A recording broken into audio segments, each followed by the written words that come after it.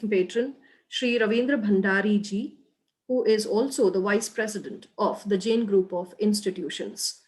Pushpa ma'am, please do the honors.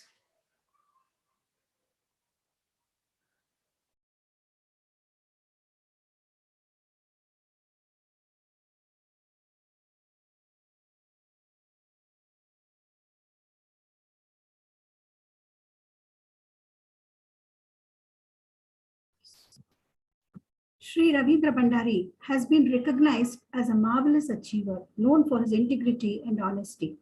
He has been instrumental in making Canara Bank Circle Office, Bengaluru, a number one in terms of total business in the entire state of Karnataka. He has received many awards and appreciations for his exemplary contribution under rural development and CSR initiatives.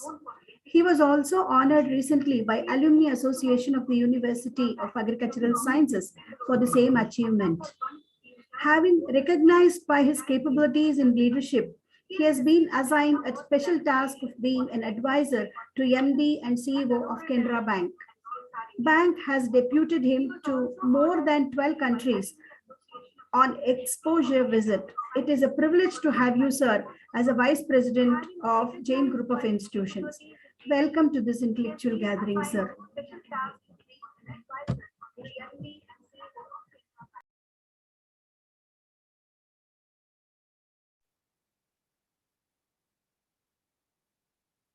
Thank you, Pushpa ma'am. I now request our Vice President, Ravindra Bhandari sir, to address the esteemed gathering. Sir, please.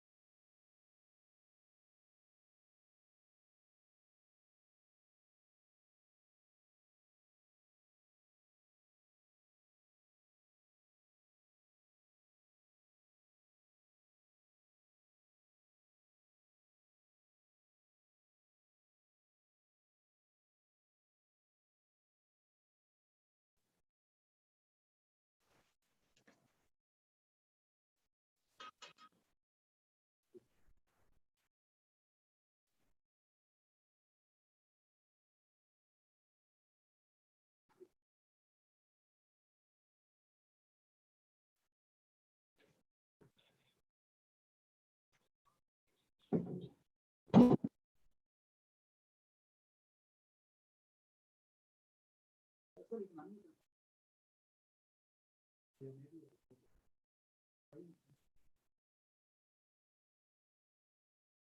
yes. Right.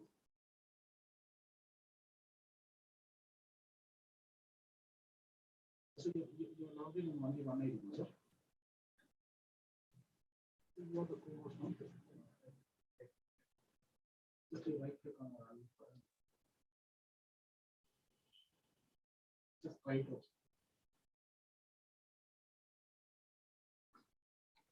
We have given access, sir. You made you the co-host now.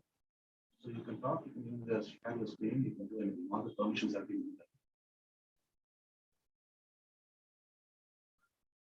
So we are not able to.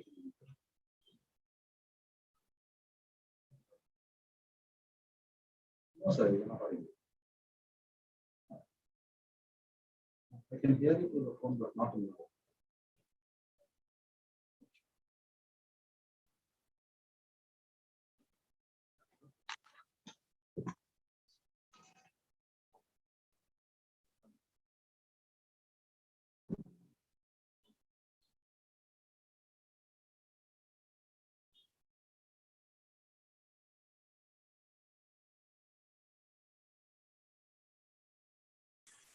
Hello, Navin sir.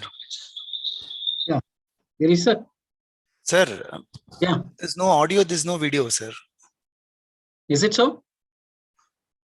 Hello. Yes, sir. Mm-hmm. I'll just check. Seven. Girish sir. Girish sir. Yes, madam, I'm there. Yes. Sir, 2 minutes. We were connecting to Ravindra sir. 2 minutes. At least announce, madam. It's so confusing.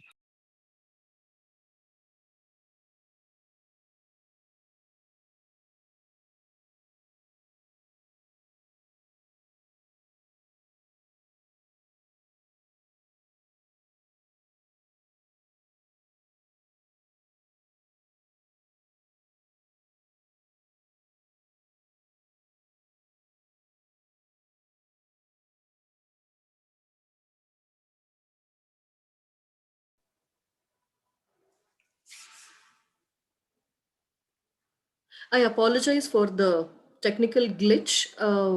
Until we connect to our Vice President Ravindra Bhandari, sir, may I request our pillar of support and strength, our beloved principal, Dr. Naveen Kumar, sir, for his address to the gathering.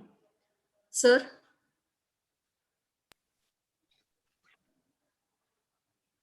Okay, Akila madam, is my voice is audible?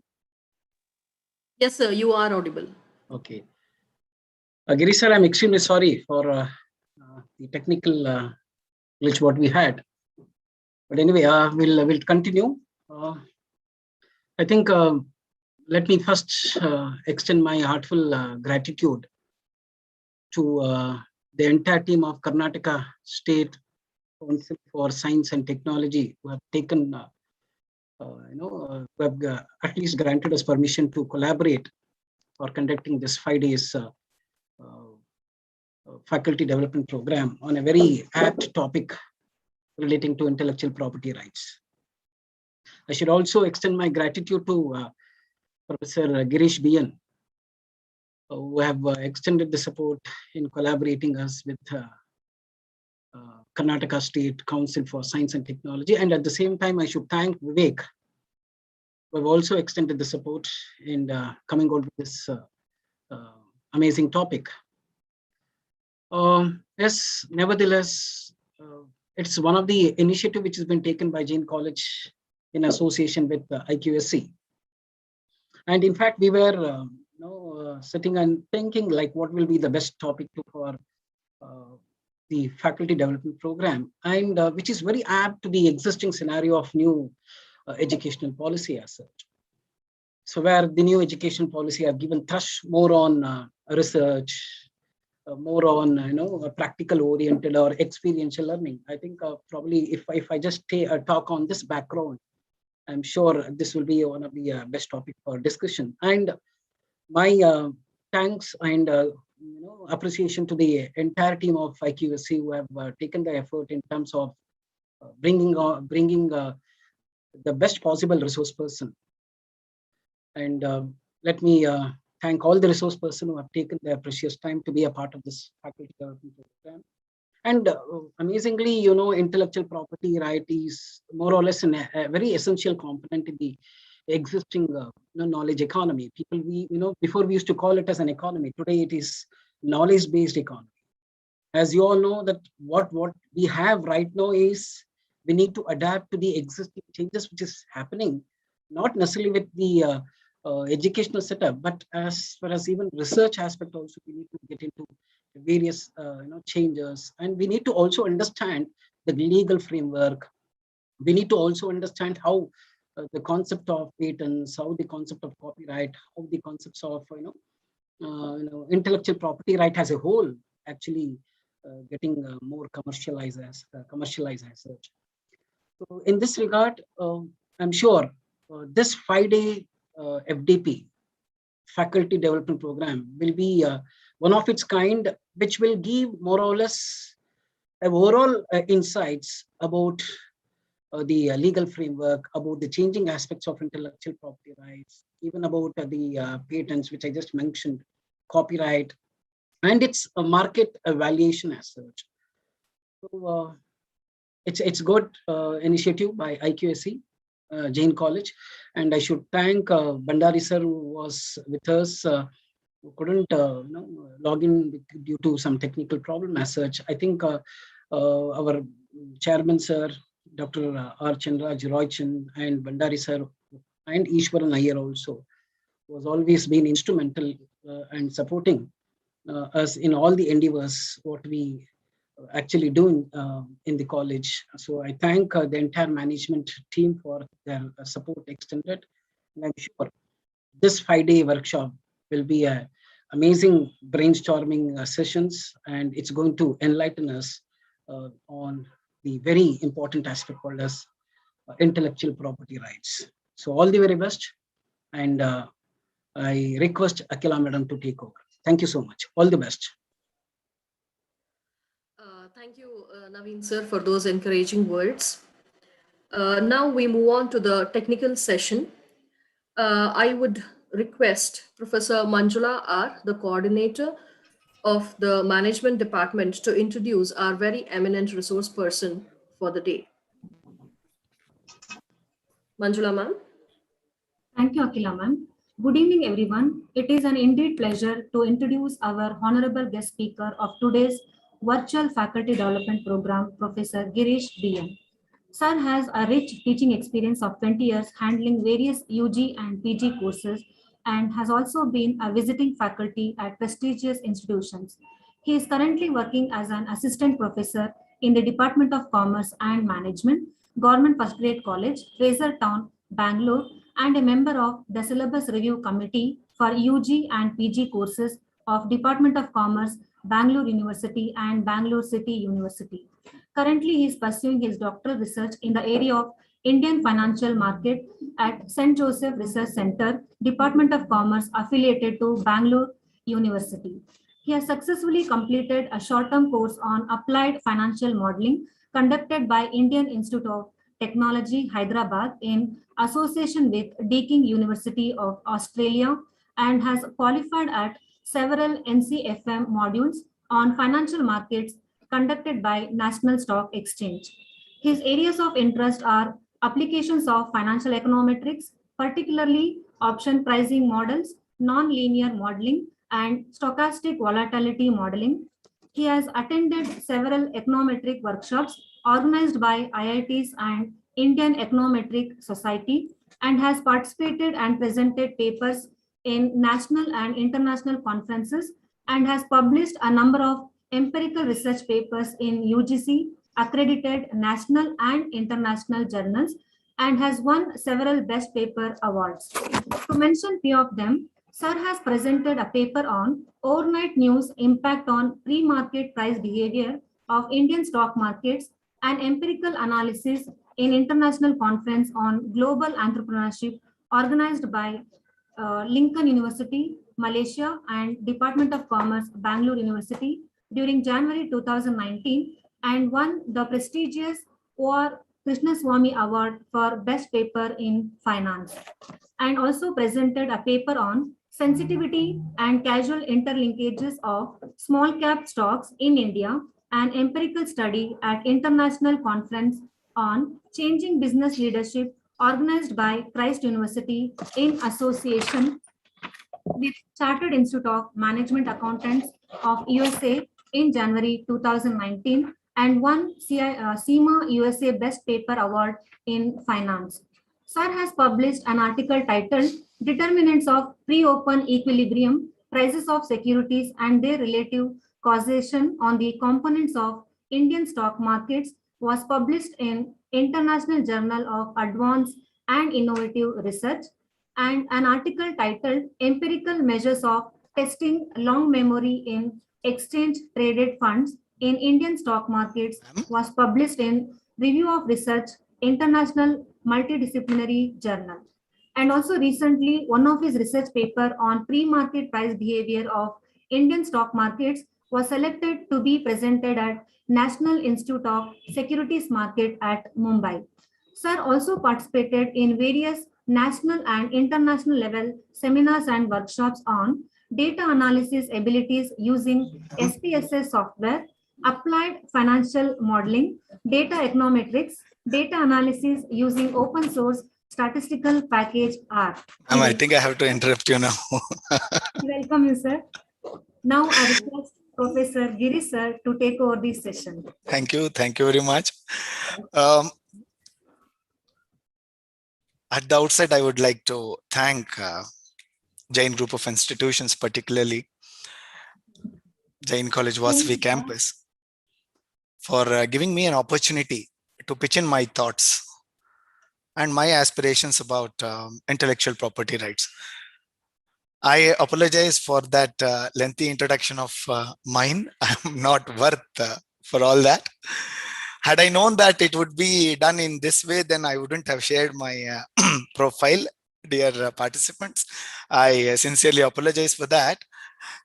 At the same time, I would also like to place on record my gratitude to Jain Group of Institutions for providing a coveted platform here to pitch in my thoughts, because Jain Group of Institution has always been a homecoming to me. I have spent a considerable number of years in Jain as a teacher. And during my stay at Jain, I have imbibed a lot of good qualities which resonate in my personality. So throughout my personality, I could see that there are a lot of glimpses of whatever things that I learned in Jain College. And the values of Jain Group of Institutions, I am always indebted to JGI. So with that note, dear participants, I would rather call you all dear friends, dear colleagues. Had you heard my profile, many a time it was mentioned there that I'm a researcher about financial markets. Of course, I have not done anything in law, nor I have done research in law, nor IPR is my specialized area. Then what am I doing here? I'm here only because of my unwavering interest in the topic, especially law and IPR, dear friends, because I have been observing over a period of time the changes that have taken place in the global scenario, and those changes, how have they affected, excuse me, our Indian business and Indian mentality. When Narayan Murthy, 1 minute,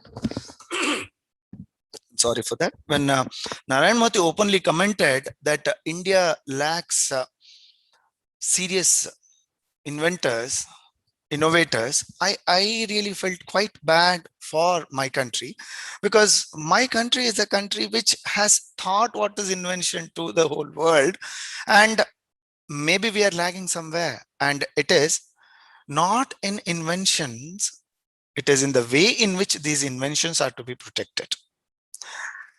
Therefore, over a period of time, I have just developed rather a working, not even knowledge, I can never say it as a knowledge, a sort of a curiosity about IPR. And when this entire concept was told to me by my very good friend, my colleague, Dr. Naveen and his team, I just openly discussed with them about the possibilities of having IPR for a number of days with certain topics that are completely unexplored. Except for today's topic, my dear friends, stay tuned for the next 4 days. It will be an exhilarating experience to you all, because the most of the best talents would come to you, to your doorsteps, right away to your screens, to be telling you about the changes that have taken place in IPR, particularly for us, in the sense for people who are in academics, how IPR would significantly contribute to our professional growth, development, as well as for the protection of our interests. So that is how we have devised this entire FDP. So please stay tuned. And with all your permission, let me begin my presentation. I hope I have been given, yes, I have been given the screen share option. Really nice. All right, dear friends, let's begin a wonderful journey, or rather a peep, and not exactly an insight, or rather a window shopping of the concept of intellectual property rights in India. An overview. Now, the entire object of today's presentation would be to sensitize you to the various aspects of intellectual property rights. Now, you would ask a question, Girish, what do you mean? We are all professionals, we are all academicians. Do you think that we don't know the concept of IPS? Oh, Gurujis, I know you all know the concept of IPS. We make certain assumptions when we go to the class. We make certain assumptions when we start teaching the theorems. And that is, when all things being equal, we assume that the audience do not know anything. Now, that is the assumption which helps us to be quite confident about telling or sharing whatever little we have. With that note, dear friends, let's begin our journey into this wonderful topic of the day. Now, this is the first question of mine, and please pardon me, I would be, other than boring you all, boring is the standardized form of Girish's talk. Other than boring you people, I would also be irritating you people with a lot of questions, and I sincerely request you people to participate in those questions. Now, those questions would not be asked by me to check your level of awareness. You have to bear with me. It is only to make sure whether you people are still with me, or I have finally succeeded in making you all to sleep, which is also another very important distinguished achievement of mine. When Girish talks, audience will sleep. So with that, rather bilateral agreement between I and you people, let's begin this. Why is it that you need my talk on IPR? You would be wondering, yes, the Smiley is telling that.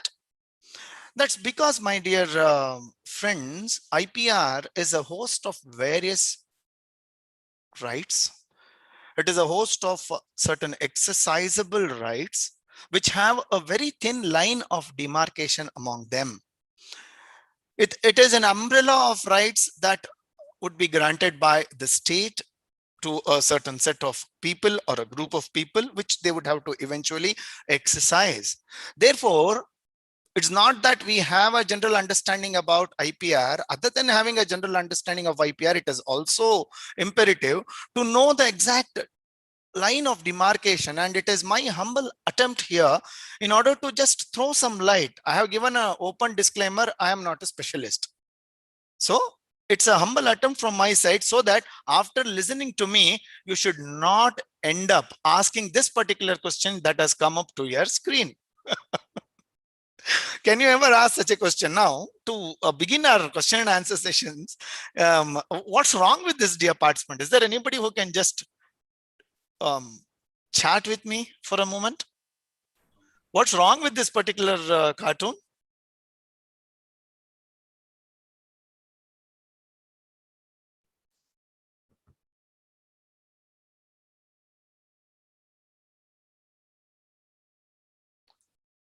No audio, sir. Is that so? Am I not audible? So you are audible. Okay, thank you. Thank you for that.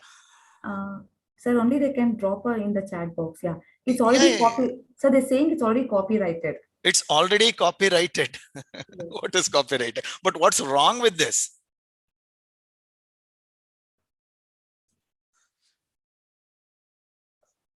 Not No, audible. No, it should be audible, Archana ma'am.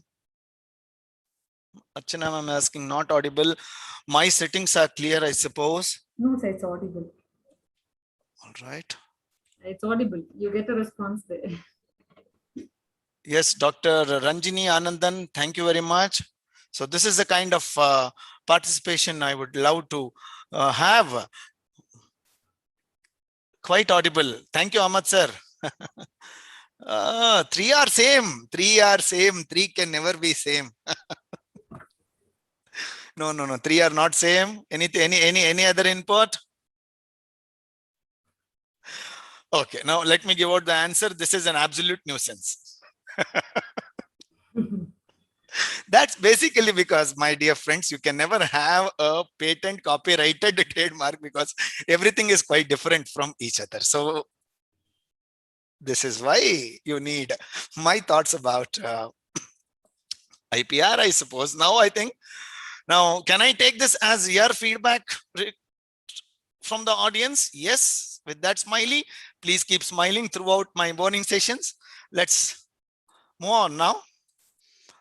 Now, why is it that IPRs have taken the central stage of our attention recently? Why is it that it is very important, not only to those who are inventing, not only to those who are finding out things new? Why is it such a topic which is quite a sensational topic? That is because of these things. The first thing is the Basmati case. Hope some of you would be knowing about it. There is a company by name Rice Tech Incorporation in USA.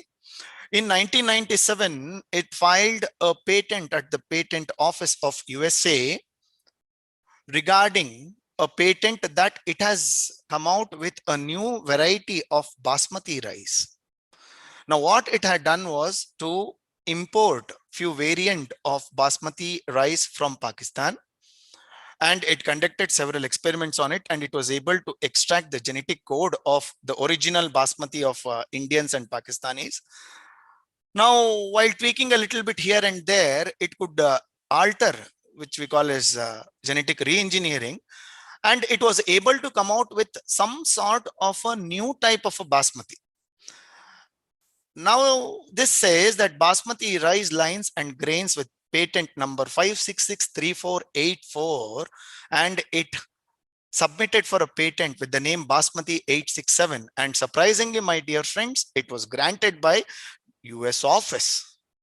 So what is wrong with that? There's nothing wrong with that, because we all know that in the entire US continent, Basmati strain is not at all grown. It's a completely different type of aromatic rice. Now you would start asking me a question, Girish, what's wrong with you? It is we people for whom rice is a staple food. For generations together, we have consumed rice. How can US give a patent to that? Yes, that's exactly is the question. How could patent be given? Okay, now what is the meaning of this patent was given to Rice Tech Incorporation? That means throughout US, it is only Rice Tech which can manufacture, which can promote, which can sell, which can advertise, which can lease, which can do whatnot and whatnot. Only this particular company can do anything with that particular variant of rice. So what is the effect of it? None of the Pakistanis, none of the Indians were allowed to export basmati rice. If you observe, basmati rice is one of the leading export yield from India. Why? Only basically because it is not found elsewhere. Now the thing is, once when Rice Tech got this particular patent, now Rice Tech is an industrial giant there in US.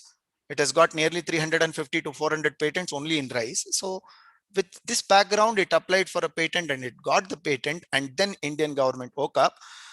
It approached the US patent office saying that, how come you people have given patent? It is already there. It is a known knowledge. When you can give a patent only when something is not known. But here, this particular basmati word and that variant is already known. So a lot of debate went on. And fortunately, we should definitely pray to God, to whoever who took this particular case to US Patent Office. We should thank them. India succeeded in explaining the concept of the culture getting attached to basmati, and then US revoked this particular patent and it granted a conditional patent by which the word basmati was removed by Rice Tech, and now these three kinds of rice variants are patented. It's still there is still a patent on basmati, my dear friends, and it is called as Bas 867, Kasmati, Texmati, and Jasmati. Whose mati? There's absolutely nobody's mati which is otherwise used by US people. This is the first case. Look at the second one, turmeric case. Another very, very important case, an eye-opener to all of us to be quite careful in our entire life about the IPRs. University of Mississippi Medical Center came out with a unique invention, and that is use of turmeric in wound healing. I don't know which scientist came out with this particular idea. He developed a main component, a main ingredient, a cream that was made up completely out of turmeric powder, and it seems they conducted controlled experiments, and after conducting control experiments they got significant results about the wonderful usage of the wound healing that happened only because of the turmeric that they have invented. That is what they claimed, and luckily for them, patent was granted. Now, once again, now, dear friends, many a time, there is a saying, the slowness of evolution is a cause of revolution. It is said somewhere. Now, this particular granting of the patent stirred such a major set of events in India that immediately India approached to US Patent Office. It of course filed an opposition to it, and they asked for evidences. Now, how do you prove that turmeric was already known to Indian people? Now, that is the most irritating thing. You know something is the fact and you are not in a position to prove it. You know you are right. Come on, this is turmeric, a part and parcel of Indian civilization is at stake now. US is asking for evidences. What do we do? Only then Indian government realized the importance of documenting things. And then with great difficulty, they came out with 39 documented Sanskrit texts that had, thankfully, that had a complete list of the way and composition in which the turmeric should be used for therapeutic uses. Luckily for Indians, this particular opposition was accepted and a complete cancellation, a revocation of patent was ordered by US Patent Office. Lucky for us. Now, what is it that stirred? So once when this happened, Indian government woke up from its deep sleep and said, no, now things have to be done in a systematic way. So they approached CSIR. So CSIR came out with a concept, which I'll be explaining in one of the slides later. Now, nobody can play any foul game with India as far as a concept called as traditional knowledge is concerned. Look at the third one, Neem case. Now, W.R. Grace and Company. Okay. Now, W.R. Grace and Company, USA, filed another patent in European Patent Office for the use of neem on its one of the significant aspects, and that is fungicidal effects of neem oil. And a patent was granted. Once again, this was opposed by Indian government on the concept of traditional knowledge. So with these three cases, dear friends, we should by now come to know that, yes, understanding IPR, having, yes, Dr. Damodaran, yes, Dr. Damodaran, thank God you're awake. You said you're sleeping and you're awake now. That's nice. I don't know why you message that you're all sleeping. If you are sleeping, it's good. But don't worry, I'll not allow you people to sleep. Let us move on quickly to the various aspects of IPR, then what is intellectual property? Intellectual property is a property that arises purely from the human intellect. It is a product of human creation that has a significance, social and commercial value. Now, this is what is very important to be understood, and that is human intellect. With the use of human intellect, if we come out with a creation which has a significant social and commercial value, only that is considered as an intellectual property. Now, what is intellectual property rights? Now, intellectual property right is a right that is granted, that is given to the creators from the state in order to provide a legal protection, so that only those who are associated with such an intellectual property would be allowed to use it, and to also avoid others not to use that particular property. So it is with the view of encouraging the people who have that intellectual property, of course, to use that intellectual property initially for their benefit and then for the benefit of the society. Intellectual property rights were given. And it is an exclusive right. Any type of intellectual property right is a right that is exclusively granted by the state. Innovation can be patented. Copyright to artistic creators. Neeraj Singh ji, kindly wait for some time. Each and everything we shall have it in the slice, and I'll put it on a tray rather, and I would present it to you people. Hold on for some time. We still have around 45 to 50 slides left. So let's move on quickly. Now we have come to the central core of our discussion. What are the various branches of IPR? I told you all that intellectual property rights are an umbrella of rights which covers various aspects of the intellectual property, the intellect that has been created, which has significant commercial and social value. So, my dear friends, we have patents, we have trademarks, we have copyrights, and make a note of it, we have plant breeders' right. A new thing. You have utility or model or design, and you have another new addition to your knowledge, and that is geographical indication, GI tags, trade secrets. These are the things. Other than these, there are also various other US designed IPR, such as domain names, which I'll be capturing at a later stage. Initially, let us focus on these things. So first, let's move on to the most important thing, and the first of all IPRs, patents. I know you all would be having a working knowledge of the meaning and significance of patent.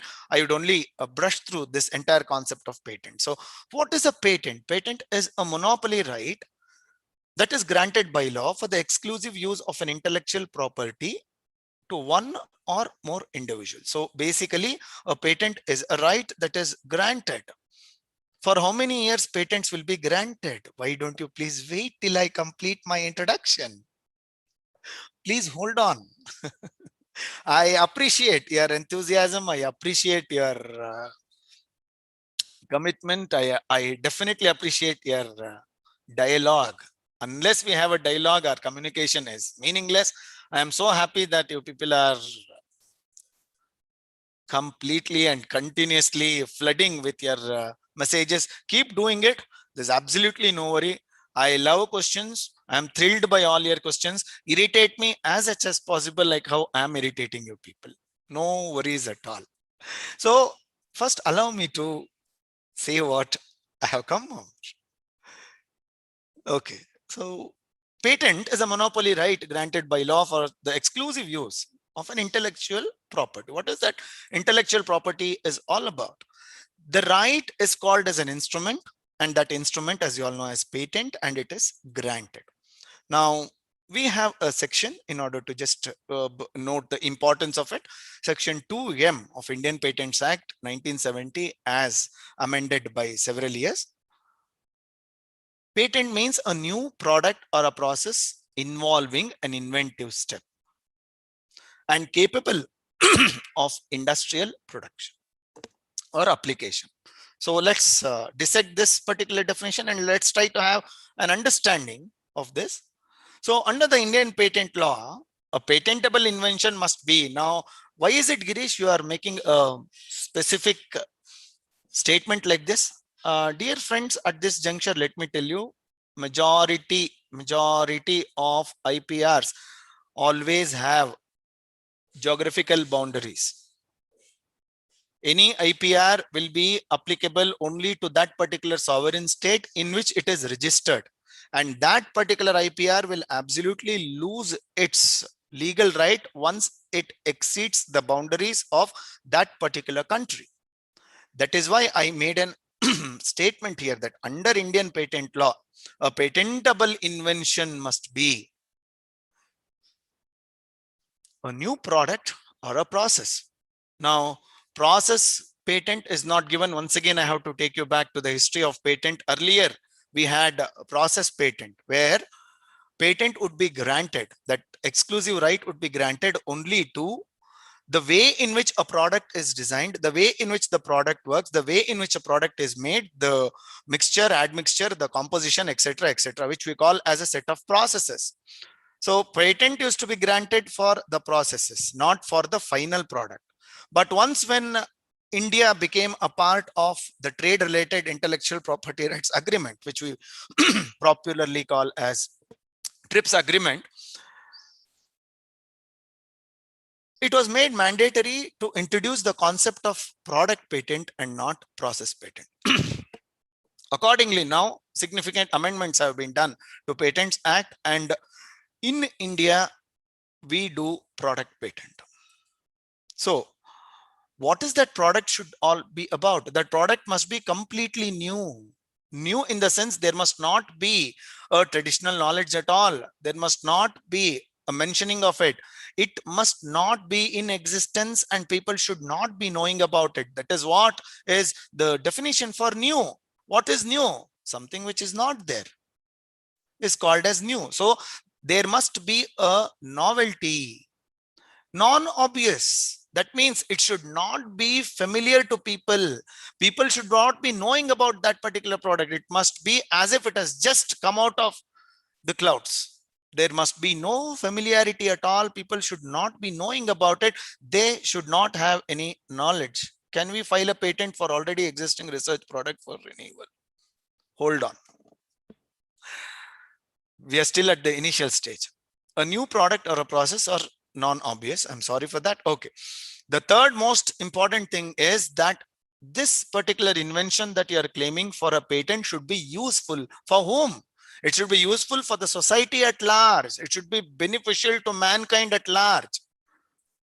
And it must be capable of applying for mass production, that is capable of industrial application. So there must be stability. We call this concept as stability. So repeated attempts of that particular invention must give rise to the same kind of production or output that you people have claimed. Only then, if your invention fulfills these three important things, then a right, an exclusive right would be given to that person who is called as the inventor, who has invented something new. So what are the three things, dear friends? One is it must be a new product. It must be a new method along with the product. It must be a new process with the product. It must be a new way of working with the product, which is not obvious, which people do not know, which is quite useful to the society at large, and which also has a stability in it, which can be applied for multiple production. So if a person fulfills these three important conditions, then his invention would be considered for patent. Let's take up our discussion on what is invention. What do you mean by the term invention? Because the entire concept of patent focuses only on invention, because it is only invention that is patented, that can be patented, and nothing else. There's a lot of difference between invention and innovation. There's a lot of difference between invention and discovery. So in order to make you all just to participate more, can I expect one or two inputs from you all in order to know the difference between invention and discovery? Can anyone? If it is not too much to ask, It's only on the lighter note, dear friends. Why now? Why should we become serious in life? Life itself is serious. Why should we be serious? So at least let us have a sort of that is the way in which, that is my methodology. If I am in any way irritating you all, kindly forgive me. So that is the way in which I take my fellow participants to all my FDP programs. Okay, Uh, Girish, shall I answer? my dear friend has pitched in. Yes, Dr. Naveen, you're most welcome. Please. Yes. See, discoveries are something which is already existing, but it was not found. But some has made an attempt to find it. Very good. And inventions are something which was not existing, and it's a new finding. But my question is the patent can be extended for discoveries, because you said the only new things which is not existing, which is absolutely new. Now, what will happen? Somebody who has found which is already existing. So now, how it can be viewed in? Okay, Dr. Naveen, thank you for your active participation. It's a very nice attempt. My dear friends, he happens to be a principal of Jain College, Vasavi campus. Now, this is what is the work culture there. Anybody and everybody would be pitching in, would be contributing for the final goal, and that is efficiency. So that is one of the most beautiful things that I learned from Jain. It is not that I'm promoting the brand. I'm nowhere connected to Jain. You all know that if you have listened to my profile. Now, Naveen sir was absolutely right. And at the same time, Naveen sir, I request you to just hold on for some more time. All your questions would eventually be answered. Have patience, have faith in Girish. He will definitely answer all your questions in the process of this entire presentation. I would be covering the questions that you have asked. Okay, now many of you have given me wonderful answers, mind-blowing answers to be very particular. And I should say that I should rather invite some of you have given me absolutely wonderful answers to become the resource persons of tomorrow and day after. I congratulate you people for actively participating in it. Very nice. And I'll sum up whatever you people have said in this particular way. And that is, invention is identifying and creating something new, which was not there earlier. And discovery is identifying something which is already there, which is already in existence. And you have just made an attempt to see, you have made an attempt to explore, you have made an attempt to collect, you have made an attempt to unearth something that was already there. But that is not invention, that is discovery. You have discovered what? You have discovered something which is already there. Then what is invention? When you come out with something new is what is the key for understanding invention. Let us take up one definition of one of the most popular inventor that we have ever come across, Nikola Tesla, who happens to be a direct rival. I cannot say a rival, a healthy competitor of Thomas Alva Edison. They bagged the maximum number of patents hand in hand. One worked for AC current and another worked for DC current. That's the only difference. So Tesla says, invention is the most important product of man's creative brain. The ultimate purpose is the complete mastery of the mind over the material world, the harnessing of human nature to human needs. So a fantastic definition. For a moment, kindly excuse me.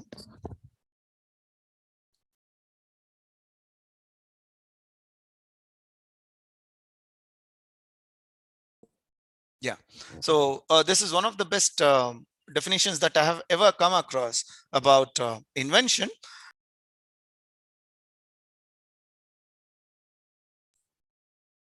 All right.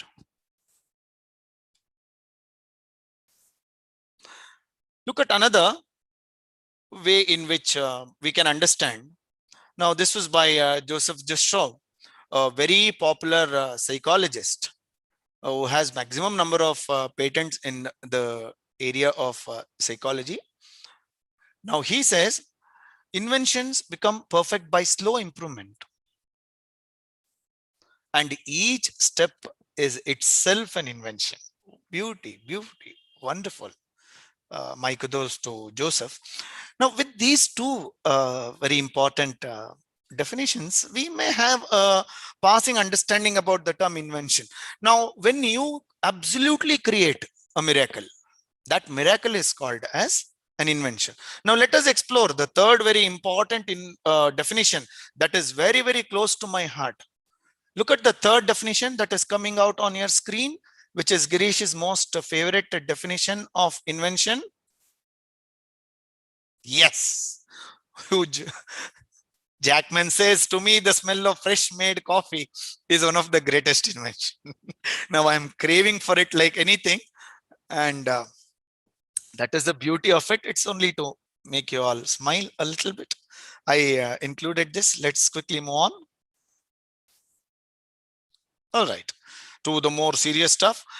Now, when I say that invention is patentable and anything new can be patented, that means, is there a possibility where everything that is invented can be patented? And the answer is definitely not. There are a host of inventions that can never be patented. This year alone, 56,000 patent applications were filed, out of which only 26,000 patents were granted by Patents Office as far as 2021 April is concerned. So what happened to the remaining 30,000 odd applications? They have been rejected. Why? One of the most important grounds on which they have been rejected is that those inventions that they claim to be as inventions cannot be patented. So it is very important for all of us to have a good understanding about what are the inventions that are not patentable. I'll take you quickly to that. An invention which is frivolous or contrary to well-established natural laws. Anything that is against the natural laws. A company coming out with a beauty cream and telling the moment you apply the beauty cream, age will be reversed by 10 years. Can you ever do that? It is against to the well-established natural laws. So such kind of claims cannot be patented. Anything against the nature cannot be patented. Anything contrary to public morality, public order, anything against the society cannot be patented. Anything against plant life, anything against human life or animal life cannot be patented. Now, for example, can innovations be patented like innovations? Kavita ma'am, your question is not clear to me. Fine, I'll come to that later. Focus on this, please. Any invention, I'm just giving you an example about what are those inventions that are contrary to public order or morality. See, the first one is any invention leading to the theft or burglary. Let us say I come out with a unique device. The moment I scan a lock, the key will come out of it and I can use that and I can enter your house at any given point of time. Now, this is what many a time the software that has been designed to copy the passwords of Wi-Fi. Majority of the people do that, but that is against the society. So such kind of a machine which is against the natural order cannot be patented. Any kind, like this is just a small example I have given, counterfeiting of currency notes, etc., but any kind of a bioterrorism, I'll speak more about it later, cannot be patented. The third one is the mere discovery of a scientific principle or a formulation of an abstract theory. See, once again, the word discovery has come here. You have discovered a new concept of human knowledge. Can you, for example, you have come out with a unique formula. Can you patent that formula? And the answer is that formula cannot be patented. Now, that discovery of a natural law cannot be patented basically because it is already there in the nature. Anything that is already there in the nature cannot be patented. Now, mere discovery of a microorganism which is already there cannot be patented. I'll speak more about it. You have to make a note of it. Microorganism, Girish said he will be talking about it later. Make a note of it, please, because there are many things about microorganism that I need to talk about. The mere discovery of a new form of a known substance cannot be patented. For example, there is already a particular product. You come out with a unique formulation of the same product and you say that you have invented that. For example, a product is already there in a solid state. You come out with a unique invention saying that, see, earlier it was solid state, now it is in the powder state. Now this is a new drug, so I have invented the new drug.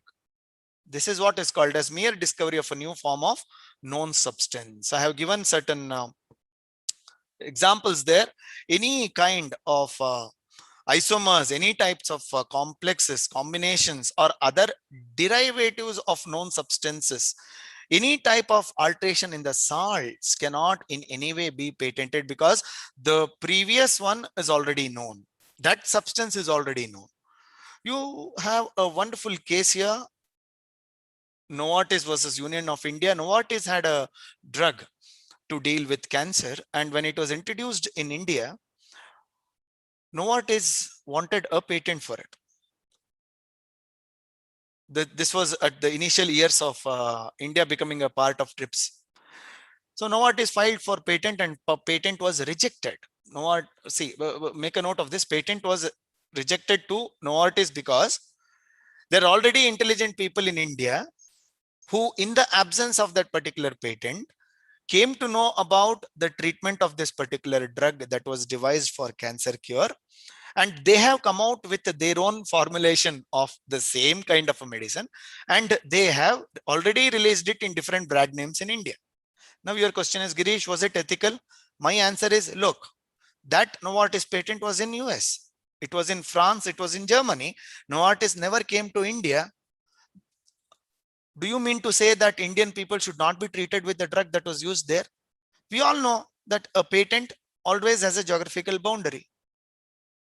Now, I'm not in any way degrading Novartis or I'm not supporting Indian scientists, but I'm only telling you the gap. Whenever there is a gap, an intelligent person would try to mitigate the gap. He's trying to use that gap. So there was a gap earlier, and therefore people identified the same component, they worked and they did reverse engineering and they came out with several drugs. And this particular Novartis was also very, very intelligent company. The moment it stepped into India, it filed 155 opposition and infringement cases against the drug manufacturers in India.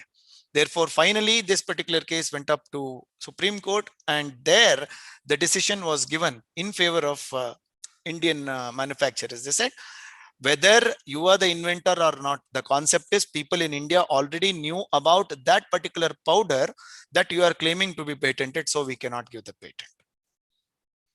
So the original inventor of that drug could not be given the patent for a loophole in the law, for which we are not absolutely responsible. Over a period of time, Novartis also went to the stage of fighting for an amendment for this particular thing, and suitably the amendment has been done now. Now that this is a problem between process patent and product patent. Now things have settled. There are a lot of inventions that are patented, but this was just a case in the initial years. And I thought I'll give it to you people in order to have a discussion about a product which is already known, a known substance. If you derive anything new from the known substance, that cannot be patented. Let's quickly move on to the next one. A substance obtained by a mere admixture of those component solvents that are already there. You just change the composition of 2 to 3 chemicals and you claim that a new product has emerged. No, that cannot be done. Unless now see, there is an excuse for it. There is an exemption for it, unless the resulting product is completely different from those products that were already there. Can you say that the novelty of that admixture has totally changed the component and its applicability and its usage? We call it as synergizing effect of a product. When the synergizing effect of the product is very good, then it will be considered for a patent. As I told you, there is no watermark, watertight compartments in IPRs that this is what it is, this is how it should be. No, it always rests the way in which you defend a particular case. A mere arrangement or rearrangement or a duplication of known devices cannot be considered for a patent. This was another very popular case that happened between iPhone and Samsung. You all know that, so I need not have to waste my time on that. A method of agriculture or a horticulture. My dear friends, this is where I request you to focus a little bit, because it's very clearly mentioned in Patents Act that a method of agriculture or a horticulture cannot be patented. That means agricultural produce cannot be patented. That means any sort of seeds, varieties, plants cannot be patented. Is it true? I'm asking you all a question as usual. I want some answers. Rather, I request you all to give answers. I'm so sorry if I'm found to be adamant. Vibha Mishra ji is telling us. Ashwini is telling us.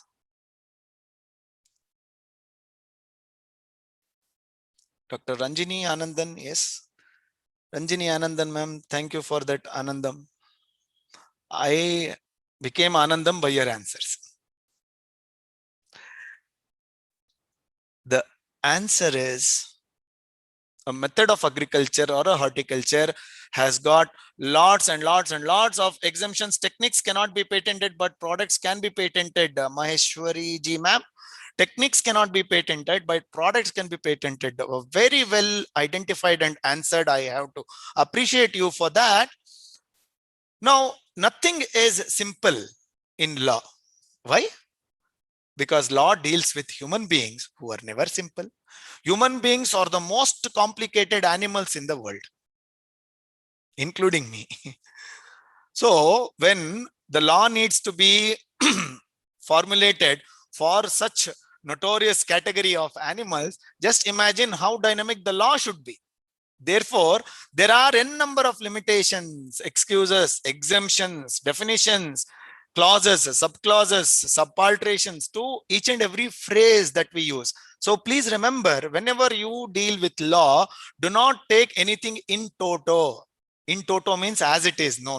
Don't take anything in toto. Take everything in a different way.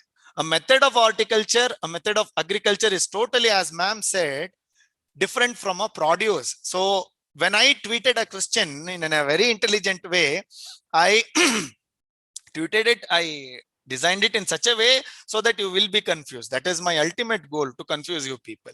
A method of agriculture and horticulture cannot be patented, but the product can be patented. Look here, I've given you one of the best patent that has ever come out in India, who has bagged the best patent award in food industry. You are seeing this gentleman. Now, this gentleman hails from Kerala. Is there any participant from Kerala here? You will be thrilled if I tell you this. So, anybody? Anybody from Kerala who knows this gentleman?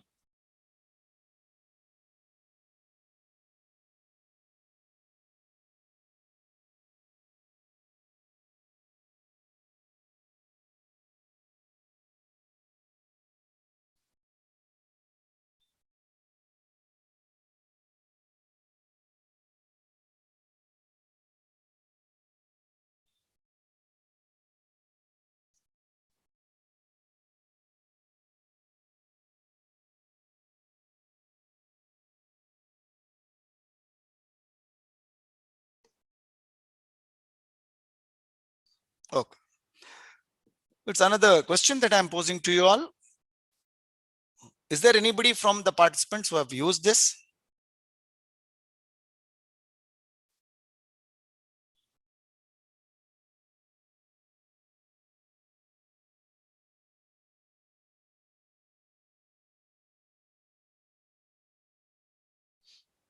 Let me remind, itna sannata kyun hai bhai?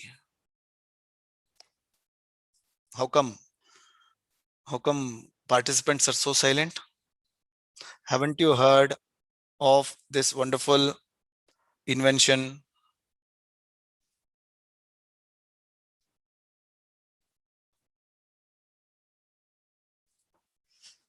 The gentleman who is being shown on your screen is Mr. James Joseph. From Sanjay Godke to everyone is good Hindi, sir. Whatever it takes to kindle my participants, I will do that. Okay. Dear friends, let us learn more about this gentleman. Now, this person was a celebrated designer come software professional working with Microsoft.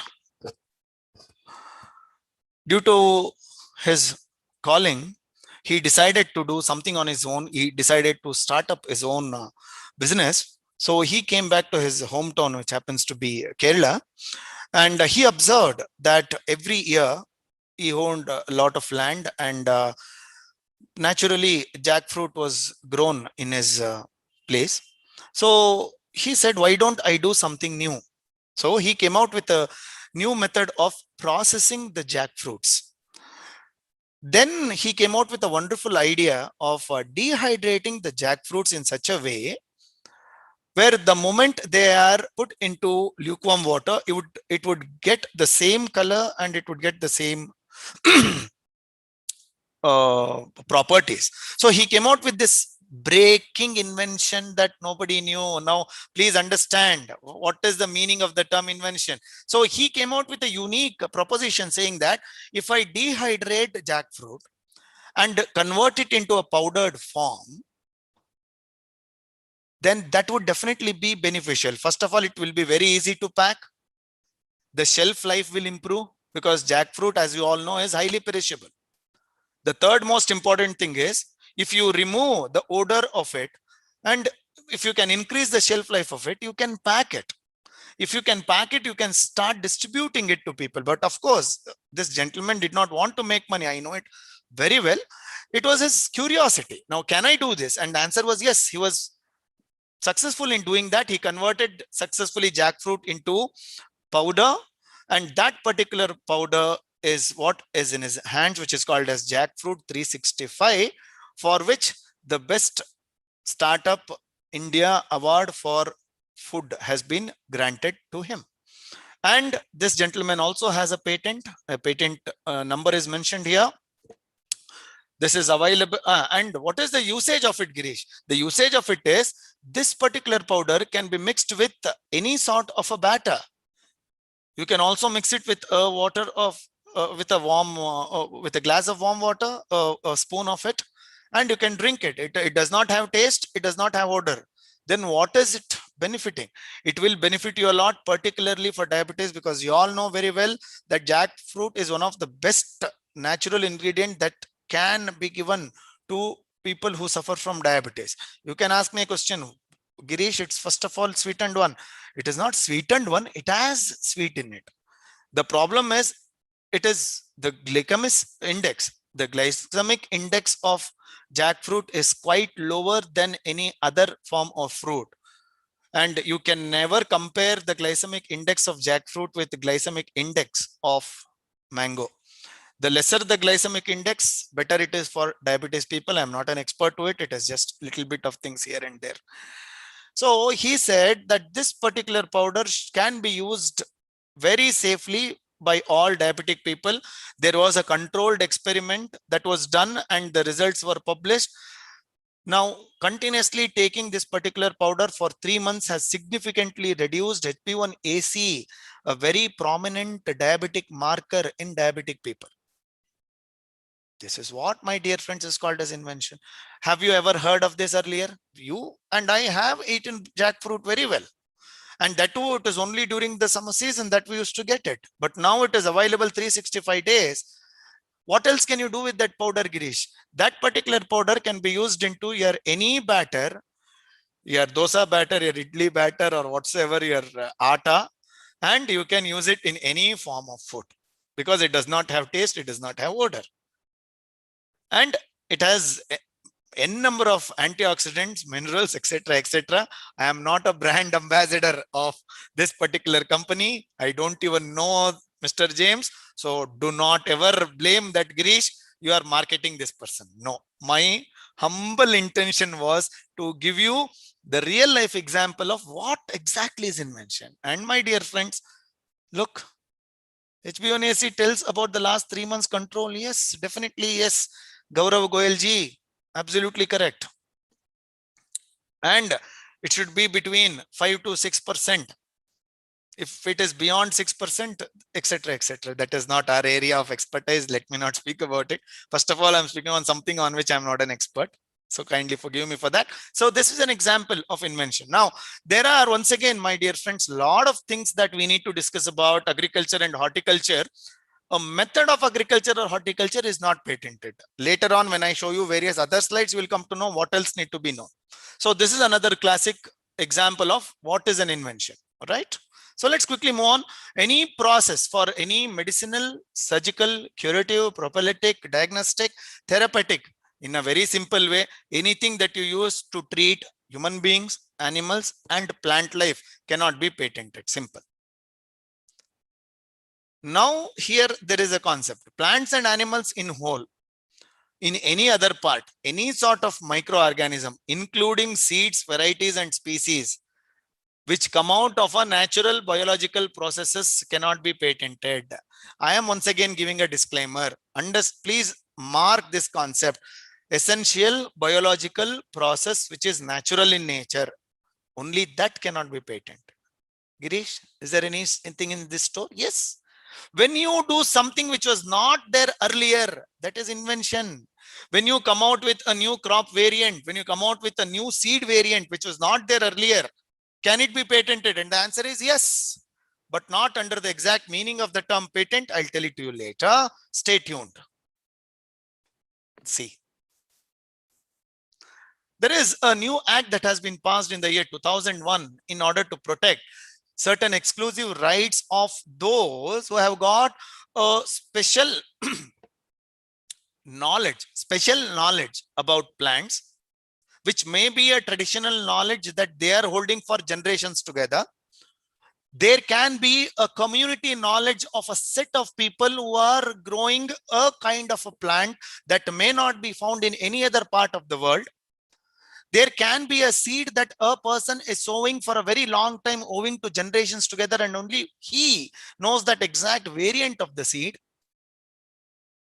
Can these things be protected? And the answer is yes, but not under patent, but under another act called as Protection of Plant Varieties and Farmers' Rights Act of 2001, which otherwise is also called as Plant Breeders' Rights, a fascinating act that has been introduced in order to protect the biodiversity. If you reject it, then there is a case where they may not use their invention.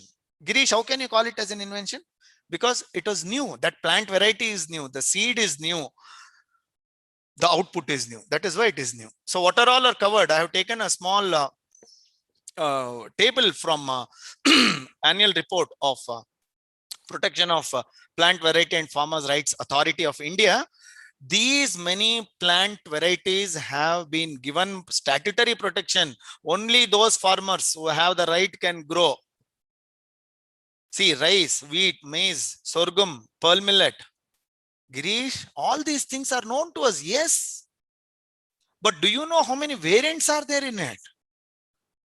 And there are certain variants that are not grown anywhere. There is one particular type of wheat that is not grown anywhere, only in Madhya Pradesh, which is called as Sharbati wheat, which is also considered as the best wheat among available wheat variants. It seems, I don't know, it also beats the protein portion of Punjab. That is what I was told. I am not an expert. Borrowed knowledge.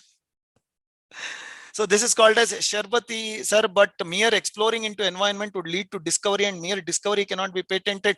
Maheshwari ji, try to understand what I am telling you. I am asking you people to mark the line of understanding between discovery and invention. Unless that particular family came in, nobody knew about that seed. Only that family somehow came to know about that seed. They did some sort of an invention. It could be their grandfather did something, or somebody else may did something. How could you explain that only that family or that part will be growing that seed, that part will be growing that plant, and others will not be growing? Now there lies the answer. It is specific to that area. It is specific to that region. It is specific to that group of people. Then obviously it is a knowledge that you and I don't know. I don't know many varieties of sunflower. I don't know about mustard, castor bean, soya bean, jute, cotton, sugarcane. But all these have been granted protection. Please remember, it is not patent. Privilege is given. What sort of privilege is given, Girish? One thing is, only they can sow the seeds, they can harvest the seeds, they can pack the seeds, and in arrangement with the government, they can sell the seeds. But they cannot do branding, and they cannot in any way resell it to another company. They can only sell it to ultimate users. What is the protection, Girish? Nobody else can copy that gene variant. Nobody else can brand it, duplicate it, and use it. That is the protection given to them. So don't get confused with patent. This is different. This is PPVF, protection of plant varieties and farmer rights, plant breeders' rights. All right. So this is the source from which I have taken that. Now, any other mathematical business model or computer program cannot be patented. Now you will jump on me, Girish, what nonsense you're talking. Do you mean to say that software cannot be patented?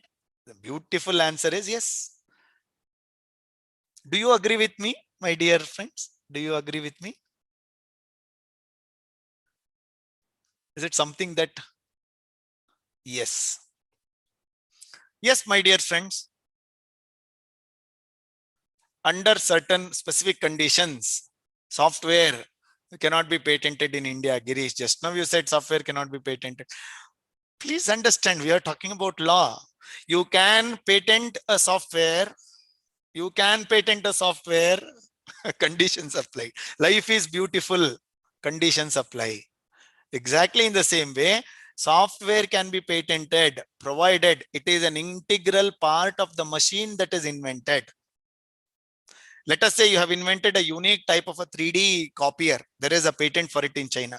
Now, when you design that particular copier, you use an algorithm which is very specific to the working of that printer alone.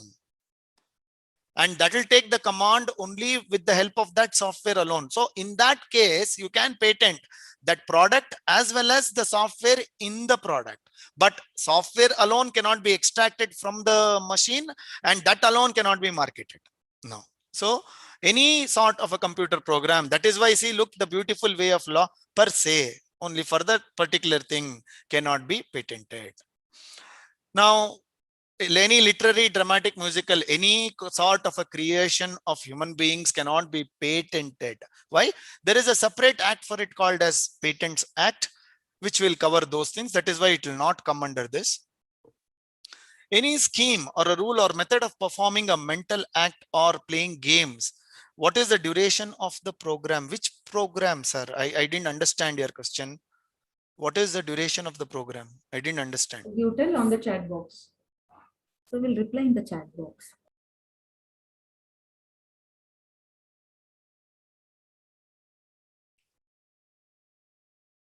Can you please repost that question? No. I'm also keeping a tab on the questions asked so that I could be with the participants. Can you please repost that question? What program? Are you speaking about today? Yes, sir. They're speaking about today's event. Sir, it will be wind up by 6 o'clock. So not to worry. Oh, but this is just an introduction. Oh my Yeah, God. that is what. It takes time because we had inaugural. Okay, my dear, I'll try to limit it. Okay, fine. So these things cannot be patented. Any sort of a presentation, what I'm right away doing with you people, cannot be patented. Integrated circuits cannot be patented because there is a separate act for that. An invention which in fact is a traditional knowledge cannot be patented. Anything that is known from ages together, anything that has a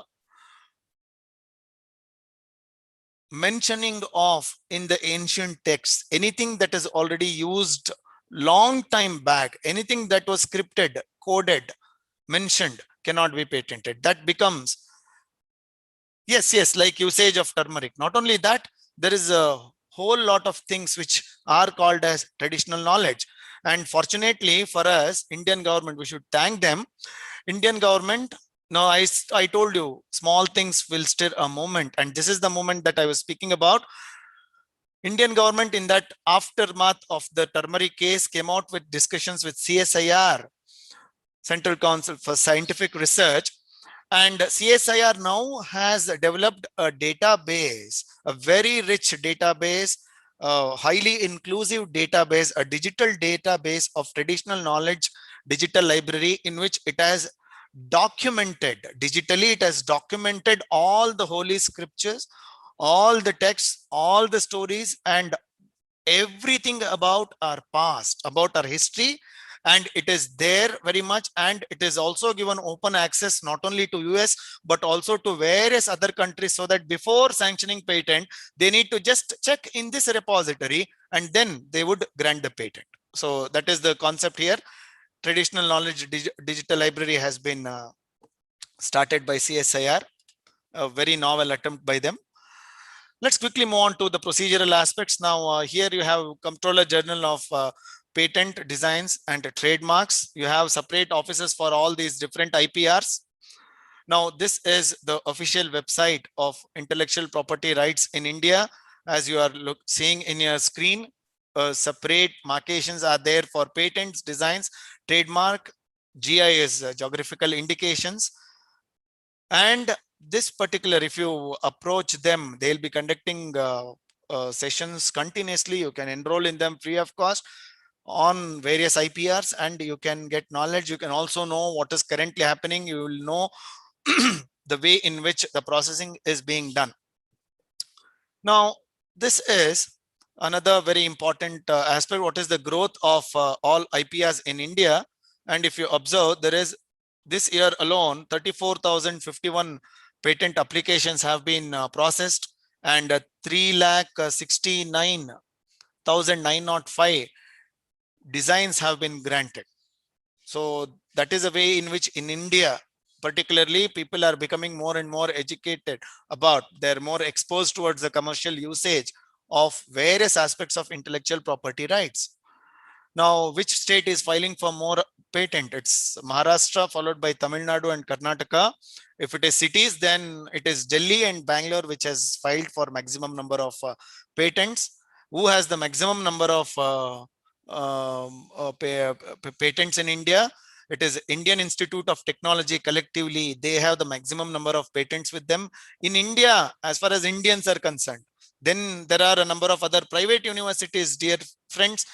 Have a look at this. Every university now has come out with a separate cell called as IPR cell, IPR assistance cell. IASC also has this. This entire concept has been supported by the officials, which are also providing IPR related counseling services. So every university has that. I have just listed out these universities. What are the trends in patents application? Now let's focus at the last year, that is 2018-19, because processing will take. You can consider this data as 2021 only, because this was published in 2021. So 50,000 and odd patents were filed. More than 85,000, including the old patents, were processed. Granted was only 15,283.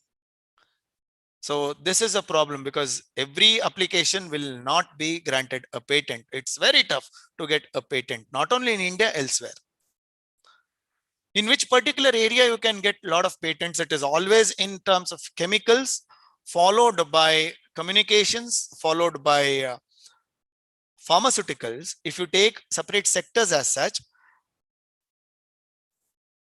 Now we are moving on to another very important concept called as Patents Cooperative Treaty. A PCT refers to an international arrangement of patent cooperation where a single application should be filed with that particular patent office, international patent office, which will be as equal as applying in all other member countries. And once when that patent is granted or that patent is licensed under Patents Cooperation Treaty, it would be equally admissible in all other member countries. So far, we have 152 participating countries in PCT.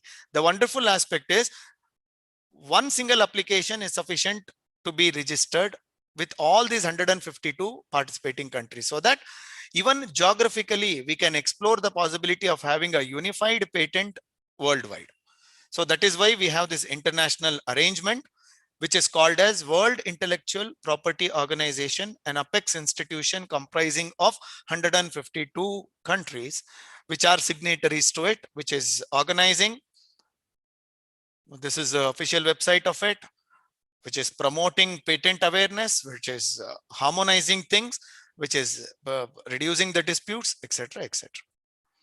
Who has the maximum number of patents this year? Huawei Technologies China, under this patent cooperation treaty, has got this year alone 5,000 and odd patents. No, don't. I think you are checking where India is. Don't check. India name is not there in this particular list. It is with the sheer pain I am telling you this. It is not there. Sorry. Which countries are the biggest users of the PCT system? It is always China, followed by US, Japan. Now, this is a time wherein there must be an awakening. Why we can't do it? Why we can't take up our invention to that particular level of filing a grant in PCT? That is the crux of the story of intellectual property rights. We need to do that. Once again, don't search for India name here. It is with absolute pain, I'm telling you, it is not there.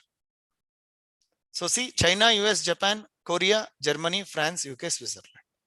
Highest number of PCTs arrangements. Now, look at this person. We have come to the end of a patent as such. Look at this gentleman.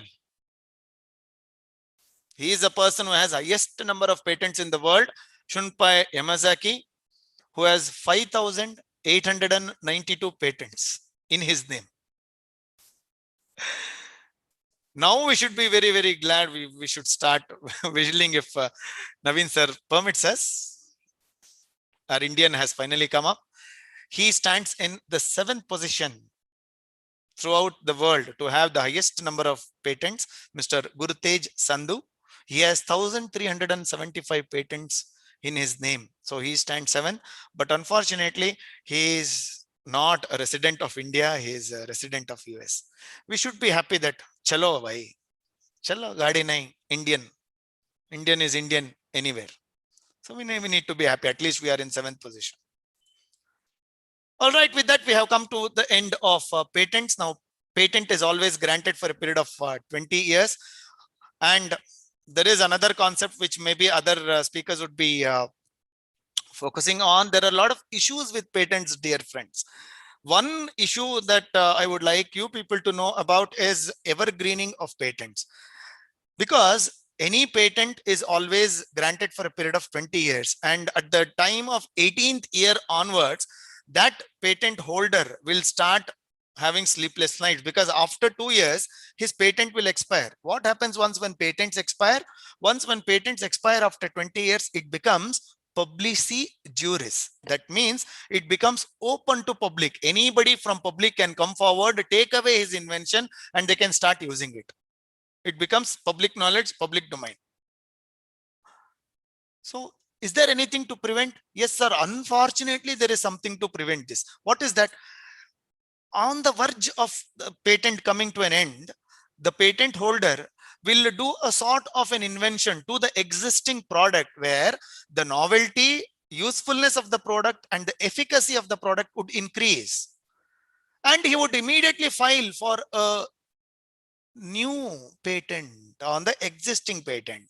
If that is granted to him, then you cannot use the old modified increased efficacy. Yes, yes, yes. Modified increased efficacy with novelty, ma'am. That is very important. When you can prove that your existing invention along with this new form of invention will be completely codified under a new patent, and you will be given a patent for 20 more years. Girish, what do you say? Is this justified? Yes, it is justified. Because this concept is called as evergreening of patent. Nothing else can be done unless opposition is to be filed, which cannot happen, because they are the people who will have an absolute knowledge about that invention, about how to change the various dimensions of the inventions. They'll come out with that. So this concept of evergreening is a very important concept against the public policy. So this is about patent, dear friends. I sincerely request you not to ask me questions, because I would be drifted away, get attracted by your questions, and I would lose my focus on this, because there are many other things. actually more interesting things rather than this, which I have lined up to you people. Well, let's quickly move on to Designs Act.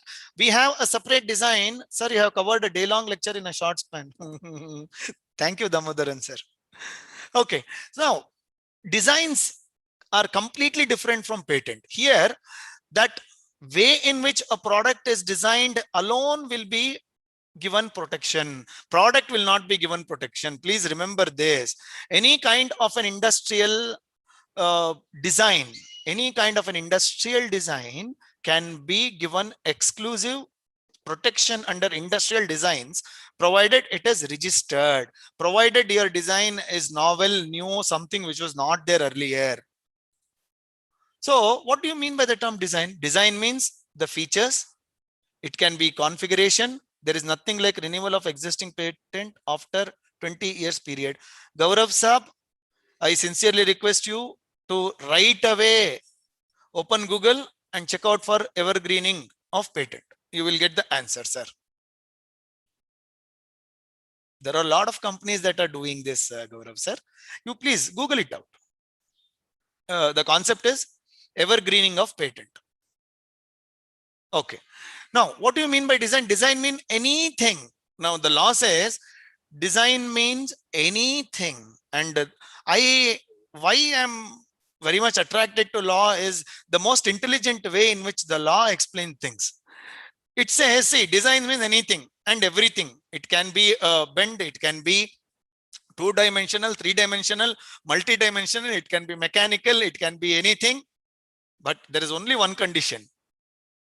It is something which should be applicable solely to the eyes. Applicable solely to the eyes means the moment you see that, you will feel very happy about that design, saying that this is a new design. So that is what is a deciding factor here. How novel is your design will be judged by your mere eyesight. In the sense, eyesight is not par, how appealing it is to your eyes. That's all. That is the prima facie evidence. Prima facie, most fundamental evidence for designs. So I have lined up certain products which are sold only because of their innovative features, designs. So that is where if you look at it, your eyes will be glued up to the various motorcycle designs, car designs that I have lined up for you people. Now in India, these are the three recently registered designs. One is Toto. A Toto Auto is one which runs on electricity or rechargeable batteries, but they have designed it in a very different way. Therefore, the Toto Auto is not patented. It is not. The design is registered. So this sort of a design cannot be used by anybody. This is another example. The carvings here have got a traditional knowledge which is special only to that family, it seems. Therefore, that family has applied for a design and they have got the design sanctioned for them. And another person said that this is a unique design of a Kolhapuri chappal.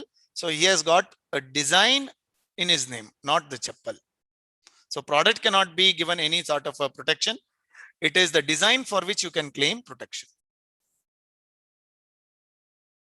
Let us take up a case. I know you're all quite familiar with these two things. These are the two products that I don't ladies use. I'm not making a statement here. Anybody can use it. These are hair removal creams. Why should I be gender specific? No. There is no gender discrimination. Anybody can use this. These are nothing but hair removing creams. Okay, what's so special about it, Girish? See, what happened was a company came out with a new concept called as Wheat, a new brand. It said that it is very effective, the best hair removing cream in India. And it also said that this company has come out with a unique, naturally foldable spatula that is very effective in removing the hair. Therefore, our product is very good because we are giving this hair cream along with the spatula, which we have uniquely designed, the natural spatula. So that is Rekit Basinga. it launched wheat in 2004, and wheat came up with a large S-shaped spatula known as Perfect Touch Natural Spatula. And it obtained the design in 2003 for that particular spatula that you are seeing. Now, the sale of wheat, maybe because of the product efficacy or for the design, I really don't know, was an instant hit and it became popular. But it was at that juncture that there was a company called as With, which also had its product much earlier than wheat, and that was Anne French, one of the oldest brand. Now they said that, hey, come on, what nonsense is this? There is nothing called as natural or perfect spatula. This is just a redesign of the spatula that we are giving with our product from several years. So this should be completely banned. So they filed a case against Reckitt Bessinger about the usage of this term. So Reckitt Bessinger had to take out this particular word, that perfect touch spatula, and the design was cancelled. Neither Anne French got it, of course, nor Reckitt Bessinger got it. This only said that this is the way in which protection is sought. Let us move on to another very popular case, Sumit Verma versus Aki Narula. Now, I am speaking about the design. So you should focus on the design, not on the model there. Rani Mukherjee, I want you people to look at what she is wearing. Now, Rani Mukherjee is wearing a particular top, which they call, I don't know, it seems it's a poncho. If I am wrong, kindly forgive me. I have absolutely no sense of all these things. So it seems this particular poncho was used along with legging, and there was a shooting, and this movie Bunty or Bubbly, all right. So that was released, and she was seen wearing this in one of the songs, and the song Bunty and Bubbly movie, yes. And in one of the songs she was wearing it, it seems, and that song, it seems, became popular. The movie was also a hit. Fine, what is it to do with Industrial Designs Act? The problem came when this particular photo became viral. The photo of that dress that she is wearing became popular because it seems Sunit Verma, a fashion designer, it seems, had designed the same type of a poncho, and he had also used it on his model during a fashion show. And after 1 year of that fashion show, it seems, without giving any credit to him, the designer of that particular movie has used this poncho, it seems, on the model. So Sunit Verma said that movie became popular partly because of me. Therefore, this is a violation of design, which supposed to be with me. So there was a very big argument that went on. It became so worst. They started fighting very badly and then it went to law. Then the law asked a very simple question. If at all, if this was your creation, did you really file an application for the registration? The answer was no. Then how can we help you? Sorry, we can't do anything. Then it seems there was some sort of an understanding that happened between these two, Sunit Verma and Aki Narula. Somehow Aki Narula, it seems, convinced him that definitely it was not he who designed it. It seems on the day of shooting, it seems that this lady fell up with a beautiful dress. Therefore, Aki Narula asked his helpers to go and get some nice clothing. It seems they went to some stores in Bandra, and it seems they got it. It seems somebody cooked, somebody digested. So anyway, this was another very popular, that once again, this small case made that Designs Act very popular in India. Now, this is another very important thing, Glenmark Pharmaceutical versus CureTech Skincare. What had pharmaceuticals company to do with industrial designs? You will see it now. I know majority of you have already used this particular good product. It's a antiseptic product which are almost used by all the households. Candid B, for many dermatic conditions, we use Candid B cream, right? What's so special about it? Look at the one that has come now. Another company called as CureTech company launched another ointment with the same combination, and it released the product, and it said it is cloded. Fine, you can release. Yeah, it is antifungal cream, dermatic conditions cream. Fine, you can release any type of product because that ointment by itself cannot be patented. Fine, so what is so different in it? If you observe these two very carefully, the way in which the letters are arranged, the way in which the letters are designed, and the color that is also used is an attempt, a deliberate attempt to mimic a very popular brand which is already in the market. Now, if you very closely observe, only then you will realize it is cloded and not candid. The bending of D is in such a way, the star mark and the B is in such a way that you will not realize unless you're a keen observer.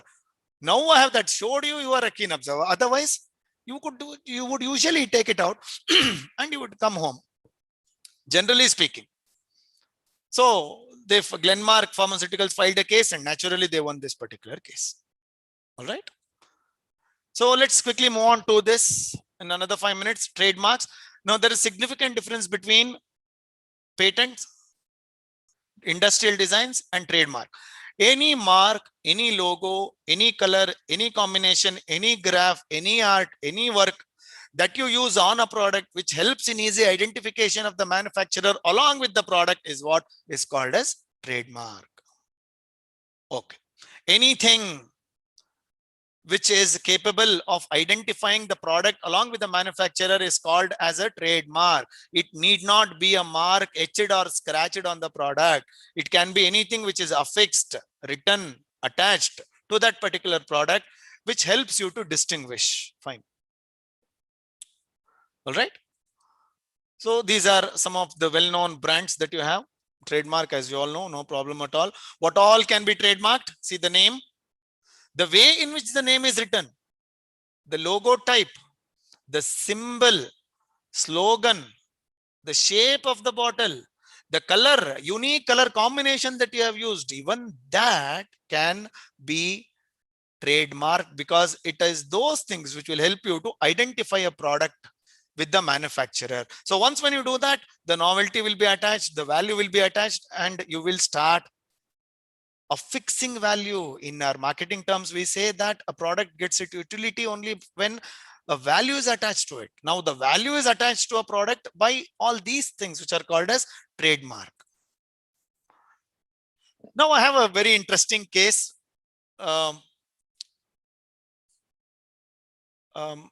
Okay. May I request the organizers to allow me to speak, if it is okay with all the participants, allow me to speak for another 10 minutes. It was already 6, so I was told to stop.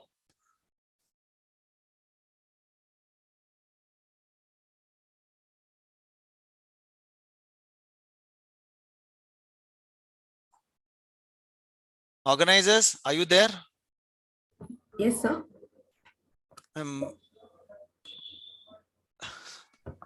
Thank you, Damodaran sir. It's such an absolute privilege when we are appreciated. That is the beauty of knowledge. Knowledge sharing is never tiring. Very true, very true. Participants, any other questions? Organizers, can you give me 10 minutes time? That is what I'm asking, by which you've already taken 2 minutes time. Yes, sir. Thank you for that. I could sense the seriousness in your tone, ma'am. I'm sorry, I know you will be. Is it correct? All right. I'll not talk much about it. Okay. Now, this is one of the most fascinating cases that I've ever come across on trademark. So I thought, let me just share it with the participants. If you know this, kindly ignore this particular case because it's a very popular one. What you could see here, now I've also listed out the name of the case. Fine. You could see here a trademark that is associated with Mercedes-Benz. All right. So Mercedes-Benz, fine. The moment you look at this particular wheel with 3 pointing stars, you will assume that it is or it belongs to Mercedes-Benz. The moment you think like that, there are certain characteristics of Mercedes-Benz that automatically comes to your mind. Value for money, aristocratic, luxury, very high quality, very high end product, etc., will come to our mind. Fine. That is what is the meaning of a trademark. You will attach value to it. That trademark is not speaking. It is making you to speak. So that is the beauty of a trademark. So what happened? What happened with this trademark? So this particular three-shaped star along with a circle was copied by a company VIP, and they launched a new undergarment series with the name VIP Benz. And look at the way in which the model is posing. Don't you think it is one of the heinous ways in which a well-known brand can be mimicked?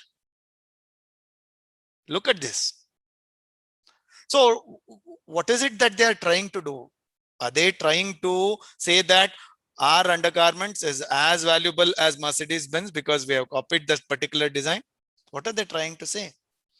Therefore, Daimler-Benz went to the court of law. They filed an opposition for it, and they said this is infringement of trademark.